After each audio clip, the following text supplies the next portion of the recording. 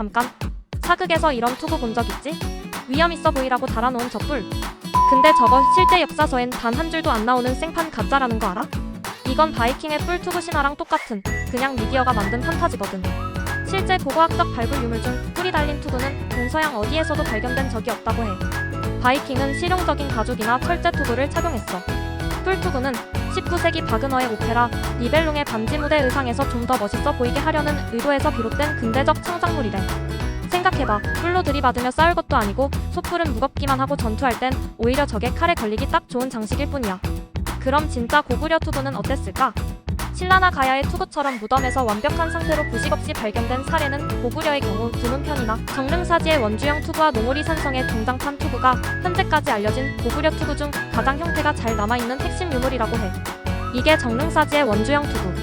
고증에 충실하게 사극에 이 투구를 쓰면 돌격하라! 아니 모속 뚜껑을 쓰고 나온 것 같기도 하고. 모양 빠지겠지? 그럼 다른 모양의 투구는 없을까?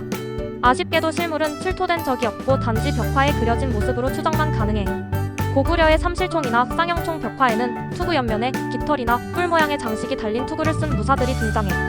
투구 꼭대기나 측면에 새의 깃털을 꽂거나 금속으로 만든 날개 모양 장식을 달았던 걸로 보이지. 이는 고대 동북아시아 북방 민족들 사이에서 유행했던 조우간 문화가 실전용 투구에까지 확장된 사례로 보이는 거지. 새는 하늘과 인간을 이어주는 영적인 존재로 숭배되었으며 이러한 장식은 장수의 권위나 용맹함 또는 주술적인 방어의 의미를 담고 있었을 것으로 생각되는 거지. 그리고 또 하나, 여러분들은 사극 볼 때 이런 생각 안 해봤어? 아니 조선군은 왜 맨날 헝겊옷만 입고 삼지창 들고 싸워?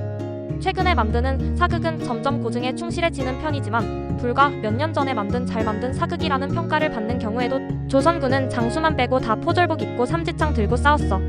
수군은 또 왜 앞에 물수자를 달고 있는 거야? 뭐 그게 화살 막아주는 부적이라도 되나? 물론 사극을 만드는 제작자 입장이 이해가 되기는 해. 사실대로 고증을 하자고 해도 사실 확인이 어려운 점도 많고 뭐니 해도 머니가 문제 아니겠어? 수백 명의 보조 출연자에게 정교한 고증 갑옷을 입히는 것은 막대한 예산이 들겠지. 반면 포졸복은 대량 제작과 세탁이 용이하고 딴 사극에서 쓰던 거 대강 재활용도 가능하고. 그런데 대부분의 사람들은 우리 역사를 미디어를 통해 알게 돼. 특히 외국인들은 한국의 역사적 맥락을 모른 상태에서 미디어를 접하기 때문에 연출된 허구를 한국의 보편적 문화로 오인하기 쉽겠지. 포졸복에 삼지창을 든 군대 이미지를 접한 외국인은 조선을 군사력이 약하고 미개했던 나라로 인식하게 됐고 고구려의 뿔투구 같은 왜곡된 디자인을 접하면 한국 고유의 미학적 특징인 조우간 문화를 전혀 이해하지 못하게 되지. 한국 역사를 사랑해서 이순신 장군을 만화로 그린 미국인 작가 올리 콤판도 처음엔 미디어가 만든 편견에 갇혀 있었지. 조선군이 일본 사무라이처럼 보이기도 했고 조선군은 모두 포졸복을 입고 싸우는 것으로 그렸으니까. 하지만 그가 실제 기록을 공부한 뒤에 깨달은 게 뭔지 알아? 진짜 역사가 미디어가 만든 판타지보다 훨씬 더 강력하다는 사실이었어. 우리가 우리 역사를 실제 기록대로 제대로 알려야 하는 이유 바로 여기에 있어. 우리가 기록을 놓치면 세계가 기억하는 우리의 모습도 왜곡될 테니까. 내가 하고 싶은 말은 이거야.